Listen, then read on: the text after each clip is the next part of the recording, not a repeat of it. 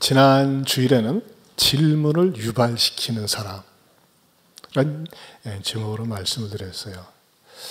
내가 그 사람의 형편이라면 도망가거나 자살하거나 어디 사라졌을 텐데 어쩌면 그렇게 꿋꿋하게 사는가?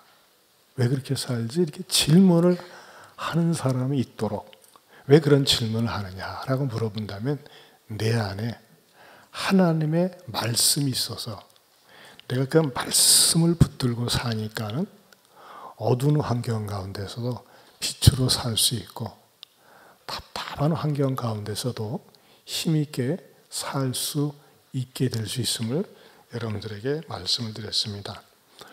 오늘은 사도행전 강의 59번째가 됩니다.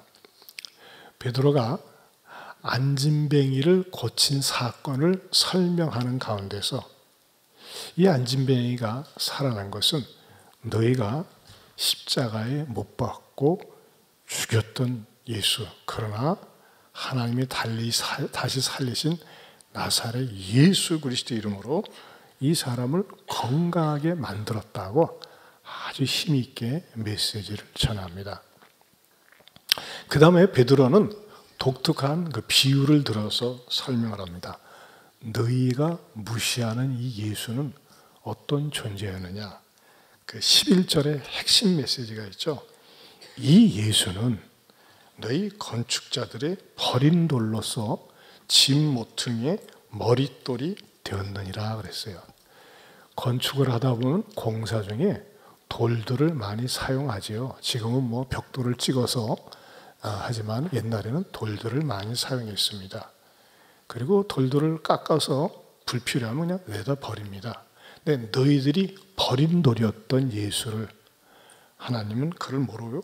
집 모퉁이의 머릿돌이 되었다. 여러분 머릿돌 한 번씩 보신 적 있습니까? 예언교회 머릿돌을 보여드릴게요. 예언교회 이게 머릿돌입니다. 아마 대부분 많은 분들이 지나치는데 이 예언교회 머릿돌 들어오다 보면 있어요. 뭐라고 써 있습니까? 예수 그리스도만이 이 교회의 머리이시라. 예. 그리고 밑에 언제 날짜가 나와 있습니까? 주 2015년 6월 20일. 이걸 딱 보면 예언교회가 언제 세워졌구나. 이 예배당의 건물의 짧은 역사를 알 수가 있어요. 이 머릿돌이 없으면 이 예배당이 언제 세워졌는지 알 수가 없습니다. 이 머릿돌은 말이죠. 그 교회에 들어가는 좋은 그 역사성을 띠는데 역사를 알게 하는데 아주 기초석이 된다고 하는 것입니다. 자, 그런데 사도 베드로가 이 예수는 너희 건축자들이 버린 돌로서 집 모퉁이의 머릿돌이 되게 했다고 하는 이 말씀이 오늘 우리에게 주시는 그 교훈은 무엇일까요? 그 의미는 무엇일까요? 이 말씀을 묵상하는 가운데 발견했던 첫 번째 진리는 첫째, 예수님은 완전히 버려진 돌이었다는 것입니다. 사실 예수님이 이 땅에 오실 때는요, 하늘의 천군 천사의 환영 속에서 이 지상에 오셨습니다. 천군 천사가 목자들에게 나타나서 지극히 높은 곳에서는 하나님께 영광이요, 땅에서는 기뻐하심을 입은 사람들 중에 평화로다 하면서 말이죠, 축복으로 예수님을 영접했습니다. 하지만 지상에서는 예수님이 버린 아기처럼 취급을 당했습니다. 동방 박사들이 예수님을 경배로 왔을 때 그 소식을 들은 헤롯 왕은 예수님을 정말 모시러 간 것이 아니라 동방 박사들이 사라지고 난 다음에 사객단, 암살단을 보내서 예수님과 맞는 연령층을 다 찾아내가지고 싹 살해를 했습니다. 어때요? 예수님은 아기 때부터 버려진 돌이었어요. 그래서 예수님은 어려서 어떻게 합니까? 멀리 애굽으로 피신을 가셔가지고 그 어린 시절을 타 문화권에서 생활하셔야만 했습니다. 이 모습에 대해서 사도 요한은 어떻게 표현을 하고 있느냐? 현대인의 성경 요한복음 1장 11절 이렇게 말씀하고 있습니다. 같이 읽어볼까요?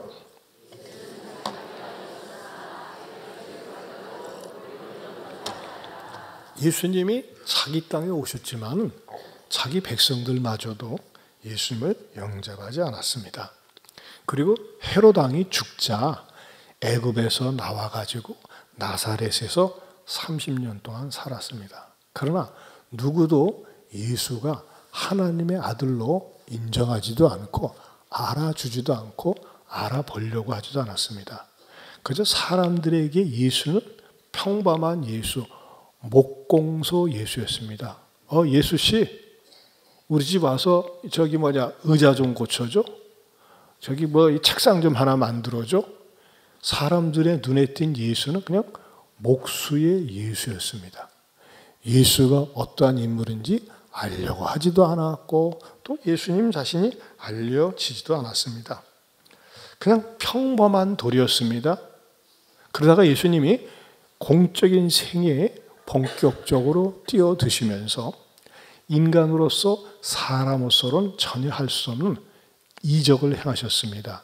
물이 변하여 포도주가 되게 하고 또 배고픈 사람들 남자만 5,000명에게 보리떡 5개와 물고기 2마리를 가지고 먹이시고 또 이 땅에 살면서 전혀 의학으로는 치료할 수 없는 난치병 환자들을 고치시고 심지어는 죽은 자들을 살리신 표적과 이적을 행하셨습니다. 그런데 그런 표적과 이적을 행하신 이유는 예수님이 그냥 평범한 사람이 아니라 하나님의 아들이심을, 하나님이심을 드러내기 위해서였습니다. 그리고 예수님은 틈나는 대로 천국의 메시지, 하늘의 메시지를 전했습니다. 하지만 대부분의 모든 사람들은 한 귀로 듣고 한 귀로 흘러 넘겼습니다. 그야말로 예수님이 그렇게 많은 표적과 기적을 행하였지만 사람들에게는 버려진 돌이었다는 것입니다. 특별히 어느 때 가장 비참하게 버려집니까? 예수님이 하나님의 아들이심을 여러 가지 많은 표적을 통해서 증거하셨고 증명하셨지만 그것에 대해서 분개심을 가지고 분노했던 사람들이 있습니다. 누굽니까? 종교 지도자들입니다. 아니 지가 뭔데 하나님의 아들이라고 그래? 지가 뭔데 하나님이라고 그래? 하면서 분노심과 시기심을 가졌던 그 유대 종교 지도자들이 예수님을 십자가에 매달아 비참하게 죽여버립니다. 그때 예수님은 어떤 돌입니까? 그야말로 완전히 버려진 돌이요. 피 묻은 돌로 전락하고 맙니다. 그러나 예수님이 마침내 3일 만에 십자가에서 죽으시고 매장된 지 3일 만에 부활하시면서 예수님은 어떤 돌이 됩니까? 그야말로 사람들에게 축복의 돌이요 생명의 돌이 된 것이죠. 그리고 많은 사람들이 그 예수님을 믿음으로 말미암아 구원을 받는 머릿돌이 되셨습니다. 가만히 보면요, 성경을 살펴보면 정말 성경에는 의외로 어떤 돌들을 발견하느냐. 두 번째로는 우리도 버린 돌처럼 보일 때가 있다는 것입니다. 버린 돌. 사실 우리가 인생을 살면서 사람들에게 무시당하고 차별당할 때처럼 서러운 것이 없습니다. 가난하다고 그래서, 못 배웠다고 그래서, 또 외모가 남들보다 특출나게 잘나거나 빼어나지 못하다고 그래서 사람 취급도 해주지 않고 알아주지 않을 때, 이럴 때는 뭡니까? 우리들도 모두도 한결같이 버린 돌 속에 속하지 않습니까? 성경에서 요셉은 4명의 위에 어머니를 두고서 자라났습니다. 그리고 형님들이 10명이 있었어요. 그런데 이 형님들 속에서 요셉은 특이한 꿈을 꾸곤 했습니다. 어떤 꿈을 꿨습니까? 한 번은 꿈 얘기를 하는데 자기 형님들의 볕단들이 자기에게 절을 한다는 겁니다. 그리고 또 한 번 꿈을 꿨는데 세상에 해와 달과 11별들이 자기에게 절을 한다. 그때 형님들이 해석을 합니다. 야 이놈아, 우리가 너한테 절한다는 거냐?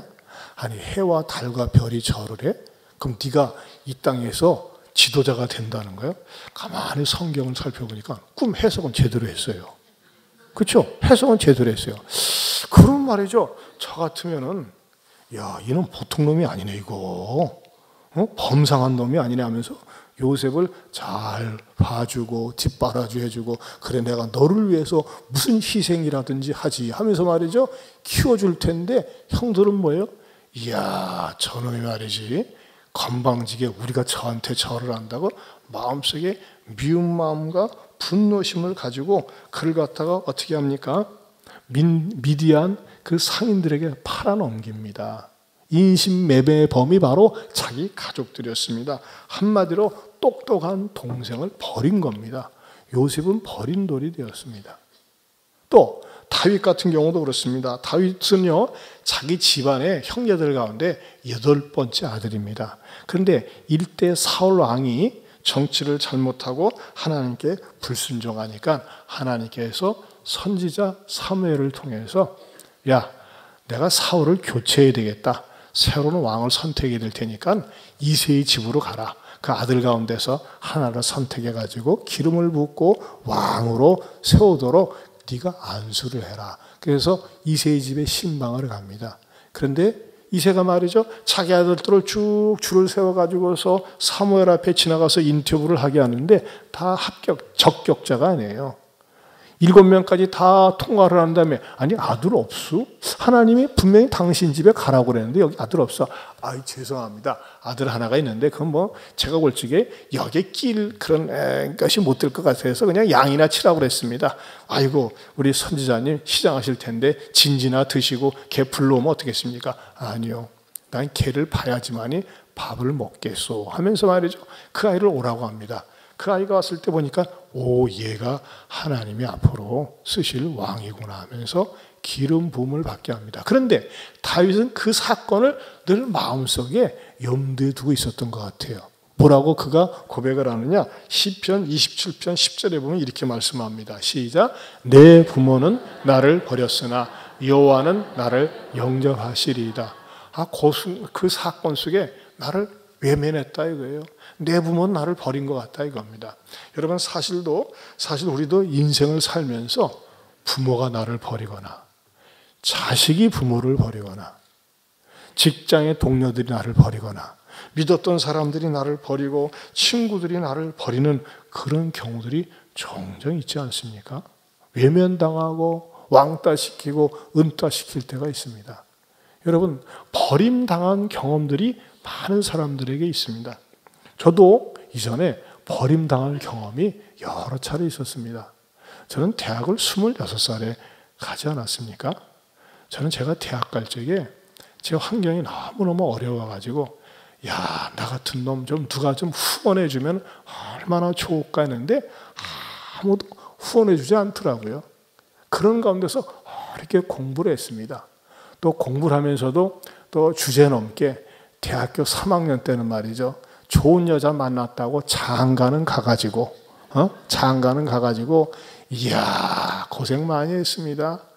그리고 또 신학교를 다니면서 애를 내 둘이나 낳지 않았습니까? 낳는데 말이죠. 또 이게 얼마나 어려운지 방 한 칸 속에서 그때 당시에 소원은 내 평생 소원 이것뿐 공부방 하나 가졌으면 하는 게 소원이었어요. 이 방이 얼마나 좁은지 보통 이게 애 둘 낳고 나서 아내 자고 저 잔 다음에 이제 큰 놈은 제 아내 밑에서 자고 저는 제 밑에는 둘째가 자는 거예요. 왜냐하면 넷이 나란히 누울 방이 아니라 11자로 자야 돼 있어요. 뭔 말인지 이해가 되시나 모르겠어요. 그렇게 좁은 데서 살았어요. 정말 이 가난하게 만들었어요, 하나님이. 그런데 그 가운데서도 하나님은 버리시지 않더라고요.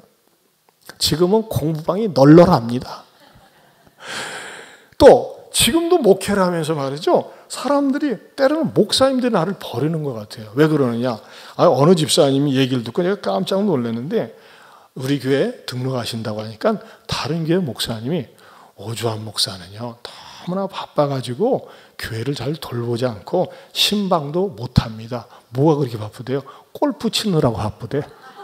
골프 치러 다니느라고. 저는 지금까지 태어나서 골프채를 만져본 적이 없습니다. 구경한 적은 있어요. 우리 교인이 스크린 골프장 개업한다고 가는 데 가가지고 본 적은 있어요. 물론 어느 집사님이 몇 년 전에 목사님 몸 생각해서 지금 골프 좀 하세요 해가지고 골프채 한 세트하고 또 회원권을 갖다가 끊어준대요. 제가 사양을 했습니다. 저는 그게 맞지도 않고 또 정서상 제 마음에 허락질 않습니다. 여러분 오해하지 마세요. 골프 치는 게 잘못된 건 아닌데 저는 그게 맞지 않습니다. 저는 좋은 게 체육공원 돌고 용화산 등반전도 하는 거 그게 저하고 체질에 맞습니다. 그러는데 다른 목사가 오주환 목사는 골프 치러 다니느라고 성도들을 돌볼 겨를이 없디야. 그리고 말이죠. 어떻게까지 저를 버리느냐. 오주환 목사는 입이 고급이라서 보통 말이지 식사 한 끼에 5만 원 이상 비싼 거 아니면 안 먹는디야. 제가 좋아하는 게 뭡니까? 청국장 된장국. 제일 좋아합니다. 항상 질리지 않고. 그리고 말이죠. 제 아내를 어떻게 말로 버리느냐. 이 목사 사모는 명품 아니면 안 이놈디야. 여러분 제 아내는 말이죠. 몸매가 그럴 때 돼가지고 뭘 입어도 맞을 때도 있고 안 맞을 때도 있지만은 로드마크라고 길표를 좋아합니다. 좀 여러분들이 이게 때깔나게 보이는 거는요. 우리 딸들이 이렇게 사준 거예요. 딸들이. 근데 말이죠. 사람들이 이렇게 말로 해가지고 저를 내치거나 버리는 경우가 있어요. 얼마나 안타까운지 몰라요. 여러분 그러나 여러분 이거 아셔야 돼요. 세상 사람이 나를 내치고 버린다고 할지라도 절대 버리지 않는 분이 있습니다. 누가 안 버립니까? 세 번째는 자녀 권세가 있으면 결코 버린 돌이 되질 않습니다. 자녀 권세. 자, 여러분 예수님은 십자가에서 비참하게 매달려 죽으면서 완전히 버린 돌이 되었어요. 그러나 우리 하나님께서 예수님을 십자가에 매달려 죽고 무덤에 매장되게 영원히 썩게 두지 않고 어떻게 하셨어요? 3일 만에 다시 살아나게 하셨습니다. 우리는 그 주님을 믿는 거예요. 그 주님이 부활의 영으로 이 자리에도 이 예배 속에도 함께 하시는 줄로 믿습니다.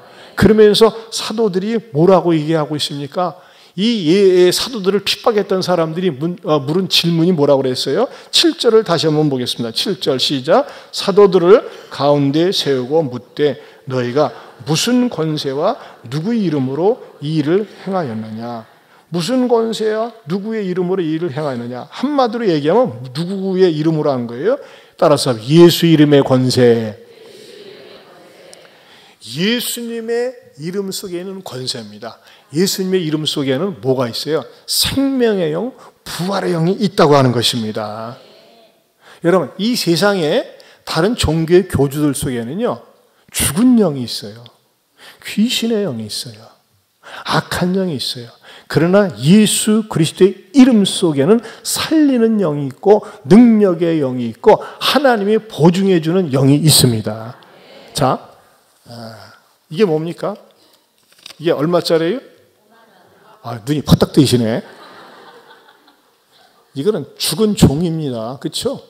그리고 특수 인쇄제에다가 심사인당을 인쇄해놨어요. 근데 여러분 가는데 이게 귀퉁이에 툭 떨어져 있으면 발로 탁 찹니까? 어머나 이게 웬 떡이야? 그러지 않겠어요? 그렇지 않습니까? 자, 그런데 이 5만 원짜리 갖다가 드리고 그런다고 그래가지고 이 5만 원의 가치가 떨어집니까? 꼬기게 있어도 발견만 해보세요. 갑자기 눈이 튀어져요. 에? 여기 어떤 분 졸다가도 돈을 꺼내놓으니까 저 놔주려고 그러나 하면서 말이 쳐다보고 있어요. 에? 저기 어떤 분 시범으로 드리고 싶은데 그러면 또 안 받은 분이 시험 들 것 같아서 다시 넣겠습니다. 여러분 분명히 이거는 어떤 종에다가 신사임당을 인쇄한 것밖에 안 돼요. 근데 왜 이게 소중하게 여겨지고 가치가 있는 거죠? 돈의 권세가 있어요. 어떤 권세입니까? 대한민국이라고 하는 정부가 보증해주는 권세가 있는 거예요. 여러분 마찬가지로 예수 그리스도 이름 그 자체 속에 권세가 있습니다. 어떤 권세가 있을까요? 요한복음 1장 12절을 보겠습니다. 같이 봅니다. 시작. 영접하는 자 곧 예수 이름을 믿는 자들에게는 하나님의 자녀가 되는 권세를 주셨으니, 이야, 이거 기가 막힌 축복인 줄로 믿습니다.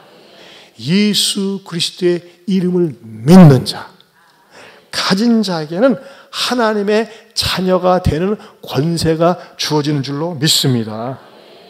하나님의 자녀가 된 그 권세가 있는 사람 속에 있는 속성이 뭐예요? 속성. 여러분, 이 5만 원권 가지고는요, 내가 원하는 거 무엇이든지 범위 내에서 살 수가 있어요. 누릴 수가 있습니다. 마찬가지로 예수 그리스도의 권세를 가지고 있는 자, 하나님의 자녀가 되는 권세가 있는 자에게는 뭐가 있는 거예요? 영생을 누리는 축복이 있는 줄로 믿습니다. 우리는 영생이 있어요. 영원히 사는 거예요. 이 땅에서도 영생의 복을 누리고 이 세상을 떠나서도 영원토록 영생의 복을 누리게 되는 줄로 믿습니다.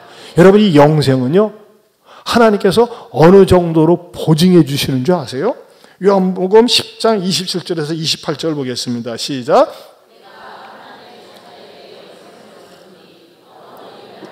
아니할 것이요 또 그들을 내 손에서 빼앗을 자가 없느니라. 그들을 주신 네 아버지는 만물보다 크심에 아무도 아버지 손에서 빼앗을 수 없느니라. 아멘입니까? 여러분, 영생이 있는 자는요, 누구도 그를 빼앗기지 않도록 하나님께서 보증해 주신다는 겁니다. 여러분, 이 돈은요, 내가 빼앗길 수도 있어요. 잃어버릴 수도 있어요. 한눈 팔고 방심하다가. 그런데 하나님의 영생이 있는 사람은 하나님께서 반드시 책임지시고 보증해 주십니다. 이 약속을 가진 우리는 어떤 마음을 가지고 살아야 될까요? 어떤 환경과 처지에서도 위풍당당하게 힘있게 살 수 있기를 바랍니다. 왜? 내 안에 영생이 있고 하나님의 자녀라고 하는 권세가 있는 이상 하나님은 나를 결코 버리지 아니하시고 외면하지 않습니다. 우리 한번 이 찬양 불렀으면 좋겠습니다. 하나님 한 번도 나를 실망시킨 적 없으시고.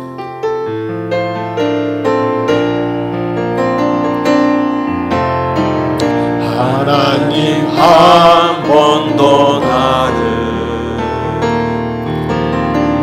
실망시킨 적 없으시고 언제나 공평과 은혜로 나를 지키셨네.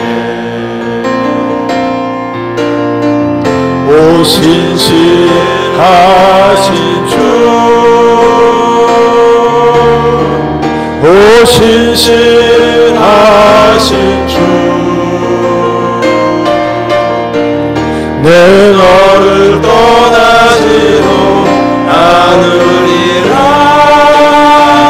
내 너를 버리지도 않으리라.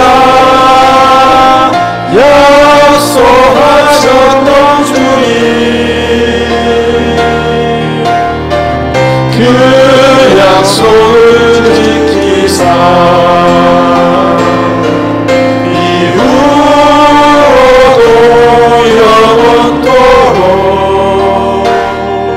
나를 지키시리라 확실하네. 지나온 모든 세월들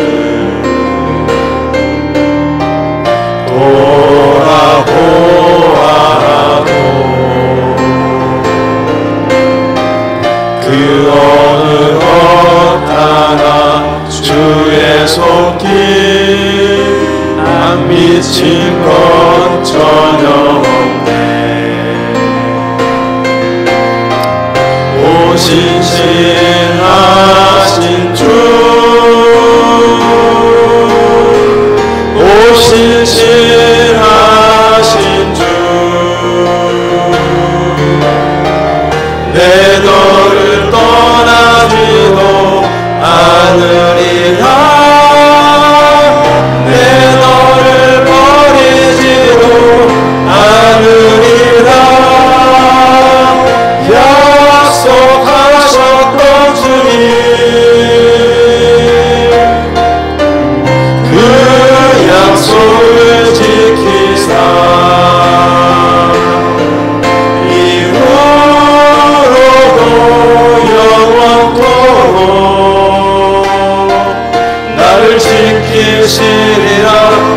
대하시나네. 이 가사 가운데 사실 내가 동의하지 않게 되는 가사가 있어요. 1절에 보면요, 하나님 한 번도 나를 실망시킨 적 없으시고 언제나 공평과 은혜를 나를 지키셨네. 어떻게 다 동의가 되십니까? 안 그래요, 현실은. 왜 인생을 살면서 하나님 나 실망시킨 적이 있어요. 어느 때 내 요구대로, 내 원하는 대로 안 될 때가 솔직히 많이 있어요. 근데 기준이 어디입니까? 내 기준이에요. 근데 이 가사를 지은 사람 뭐예요? 신앙생활 한참 되돌아보니까 내 원대로 내 식대로 되지 않아가지고 그때는 안타깝고 답답하고 하나님 왜 나를 실망을 시키세요 하면서 원망하지만 되돌이켜서 보니까는 통전적으로 본다고 그러죠. 전체적으로 본다고 하니까 하나님이 그래서 그때는 응답하지 아니하시고 그때는 침묵하시고 그때는 외면하셨구나 하면서 어떻게 고백을 하는 거예요? 우리 하나님은 공평하게 나를 인도하셨구나라고 고백이 나오는 겁니다. 이것은요, 이성적 판단 기준의 노래가 아니에요. 신앙적 노래입니다. 여러분, 그런 의미에서 여러분들이 당장 여러분들이 원하는 대로 되지 않는다고, 사람들이 나를 버리고 건강이 나를 버린 것 같고 친구가 나를 버린 것 같고 물질이 나를 버린 것 같고 집안 분위기가 나를 버린 것 같다고 할지라도 예수 그리스도의 생명을 가지고 예수님은 결코 나를 버리지 않는 분임을 믿을 수 있기를 축원합니다. 여러분, 이런 믿음 있는 사람은요, 물질이 어려워도 이렇게 주눅들지 않아요. 있으면 먹고 없으면 금식하고 죽으면 천국 가지 뭐. 누가 버려? 여러분, 요셉 보세요. 요셉은 그렇게 노예로 팔렸지만은 그가 가지고 있는 생명의 DNA, 영생의 DNA가 무엇으로 만들어집니까? 총리로 만들어주잖아요. 다윗도 버림받지 않고 나중에 왕으로 하나님께서 삼아주지 않습니까? 저는 설교를 준비하면서 어느 집사님의 간증을 읽으면서 이야, 얼마나 가슴이 뜨거워졌는지 몰라요. 우리 교회도 왔다 가셨던 그 대학 부부 교수님의 간증입니다. 그분이 좀 실명으로는 하지 말아주세요 해서 제가 실명으로 하지 않습니다. 그 여집사님은 모 대학교 약대를 나오셔가지고 약사하시다가 또 지금 모 대학에서 이제 강의를 하고 남편도 유명한 대학교의 교수님으로, 부부가 교수님으로 계세요. 그런데 그 집사님이 하고 저하고 계속 영적인 교제를 나누는데 어느 날 저한테 이렇게 카톡으로 목사님 기도해 주세요 하면서 기도 요청, 그런 기도문이 날라왔어요. 뭐냐면 큰 며느리가 큰 손주를 낳고 9년 만에 둘째를 임신했대요. 그런데 손녀딸인데 이 아기가 옆으로 뉘어져 있대네요. 그래서 제대로 순산할 수 있도록 이렇게 기도 제목을 요청해 왔어요. 9년 만에도 낳을 수가 있는 거죠. 그래서 이제 간절히 기도해서 이제 저도 이제 그거 보면은 이게 기도하고 순간순간 기도하니까 순산이 됐어요. 근데 그 집사님이 그 카톡에다 대고 얼마나 며느리를 자랑하는지. 근데 그 며느리를 자랑하는 내용이 크게 제 마음속에 짜릿한 감동을 줘요. 그 며느리를 어떻게 얻게 되었느냐. 그 자기 아들이 미국에서 오랫동안 생활을 하고 또 이 싱가포르에 있을 때 한동 대학으로 보내는데 한국말을 잘 못해요. 그래서 한동대 3학년 때 카투사로 이제 근무하면서 용산에 병장으로 있을 때 후임이 자기 여자친구 몇 명하고 선임 몇 명을 소개팅 해주기로 했답니다. 그래서 그 아들이 나가게 되는데 그 아들과 맞상대를 해야 되는 그 소개팅하는 처녀가 뭐 바쁘다고 무슨 일이 있다고 나가질 못해가지고 대타로 나온 처녀가 있었어요. 대타로. 근데 그 대타로 나온 그 처녀가 며느리가 되었는데 딱 보니까요, 뭐 그렇게 인물이 이쁜 것은 아니야. 근데 얘기를 나누는데 겸손하고 아주 진지하고 적극적이고 성품이 좋은 거예요. 근데 그 아들이 그 처녀한테 이렇게 반했어요. 근데 처녀를 알고 보니까 너는 어느 대학 다니냐 했더니 저는 대학 못 갔어요. 그래? 근데 어떻게 영어를 잘하냐? 아이고, 고등학교 나와가지고 그냥 영어를 열심히 했어요. 뭐해 지금 저는 지금 알바 중에 있어요. 근데 그 처녀하고 교제를 나누는 가운데 얼마나 믿음이 깊은지 또 배려심이 있는지 우리 처녀들 좀 잘 명심해 들어보세요. 교생활도 적극적으로 하는데 끌리는 거예요. 그래서 프로포즈를 했어요. 야, 난 너하고 결혼하고 싶다. 그랬더니 아니에요. 저는 그냥 대타로 나온 건데 이렇게 오빠 잠깐 만나고 헤어지는데 저보다 더 좋은 사람이 있을 거야. 무슨 소리 하고 있어? 아니에요. 제 얘기 좀 들어보세요. 저는요 집안이 참 부모님이 허락지 아니하실 거예요. 왜 그러는데 저희 아버지는 언어 장애를 안고 계시고 어머니는 정신지체고 하나밖에 없는 남동생은 언어 장애와 정신지체를 가지고 있다는 거예요. 이런 집안이기 때문에 제가 대학을 못 가고 가족을 부양해야 됩니다. 제가 시집을 가게 되면 우리 집안을 누가 돌보겠습니까? 그 말을 들으니까 더 끌리는 거예요. 어쩌면 이렇게 이쁜 마음씨를 가지고 있고 얼굴은 말이죠 이렇게 루키즘으로 이렇게 반질반질하지 않지만은 늘 웃으면서 환하고 밝게 지내는지 자기 엄마한테 얘기를 했어요. 엄마한테 어머님한테 얘기해도 거절당할 겁니다. 아니야, 우리 엄마는 기도하는 경건한 분이기 때문에 될 거야. 엄마한테 얘기했더니 엄마가 그러니? 그래, 한번 기도해보자 하면서 기도하는 가운데 그래, 집안이 뭐가 중요하냐, 심성이 그렇게 착하고 그런 마음을 갖고 믿음이 있다면 괜찮다 하면서 허락을 했다는 거예요. 그래서 마침내 결혼을 했는데 여러분 생각을 해보세요. 부부는 대학 교수예요. 아들은 미국에서 학위를 따고 지금 미국에서 회계사로 있습니다. 근데 며느리가 고등학교밖에 졸업하지 않았고 그 상대 집안을 생각하면은 바깥 사도는 언어장애, 안 사도는 정신지체, 하나밖에 없는 아들은 정신지체, 언어장애. 누가 그런 가정과 하려고 하겠어요. 그런데 이 며느리 하나가 심성이 곱고 하나님을 사랑하고 믿음으로 살면서 그 어두운 과정 속에서 어둠을 보여주지 않고 밝고 희망적으로 열심히 사니까 그 아들이 끌렸고 그 어머니는 다니는 데마다 자랑하는 거예요. 우리 자랑스러운 며느리, 소중한 며느리. 자기 엄마가 아빠가 장애인이고 남동생을 돌봐야 되고 그것 때문에 대학도 못 가고 일하는데도 불구하고 하나님을 사랑하고 여러분 얼마나 적극적이면 소개팅 대타로 나왔는데 거기서도 말이지 열심히 했겠어요. 여러분 왜 환경 탓을 하세요? 아마 가정적으로 이렇게 어려운 가정 쉽지 않습니다. 그런데 뭐예요? 예수 그리스도의 생명이 있고 하나님을 사랑하는 그 믿음이 있으니까는 그 환경에 노예가 되지 않고 주눅이 들지 않고 적극적으로 하니까는 그 미국에서 학위 받은 아들이 그 마음에 끌려가지고 프로포즈를 하고 심지어는 저한테까지 그 어머니가 부탁을 해가지고 손녀딸을 본 거 아니겠사옵니까? 뭘 느낄 수 있습니까? 여러분 환경이 그 사람을 끄는 거 아니에요. 순간적인 매력은 줄 수 있어요. 하지만 그 사람의 마음 자세와 신앙입니다. 여러분, 우리 그 집사님의 며느리가 가지고 있는 그 귀한 마음은 어디서 나온 거예요? 예수 그리스도의 생명 속에서 나온 겁니다.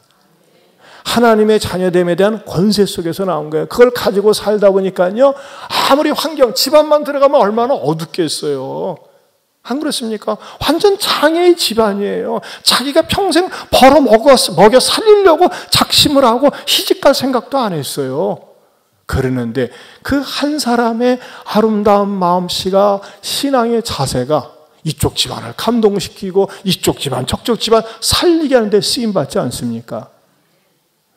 여러분, 왜 자꾸 환경 탓하세요? 왜 가난 탓하세요? 왜 우리 집안 어둡다고 탓하세요? 탓할 것은 신앙입니다. 왜 믿음이 없느냐? 왜 전적으로 하나님을 신뢰하지 않느냐? 왜 예수 그리스도의 권세를 가지고 살아보고 누려보지 못하느냐? 이것은 안타까워하고 가슴 아파야 됩니다. 그런 마음을 가지고 살 때 하나님께서는요, 그런 사람 가만두지 않는다니까요. 들어서 써주십니다. 여러분 쳐보세요. 저 말이죠. 툭 하면 시간 나는 대로 골프나 치러 다닌다고 그렇게 비방을 하고 그래도요. 그 등록하신 집사님은 아닙니다. 목사님 그럴 뿐도 아니고 그렇지 않습니다. 그렇게 오히려 옹호했대요. 오해하지 마시라니까요. 골프 치는 게 잘못된 건 아니에요. 근데 저는 그럴 시간도 없고. 여러분, 근데 하나님께서 이 종도 불쌍히 여기셔가지고 여러분들 같이 귀한 분 만나서 행복하게 목회하는 줄로 믿습니다. 누가 비난하고 공격하고 환경이 여러분을 어둡게 만들어도 예수 그리스도의 생명을 가지고 빛을 발하는 예수 그리스도의 권세를 가지고 이기는 저와 여러분들이 되시기를 축원합니다.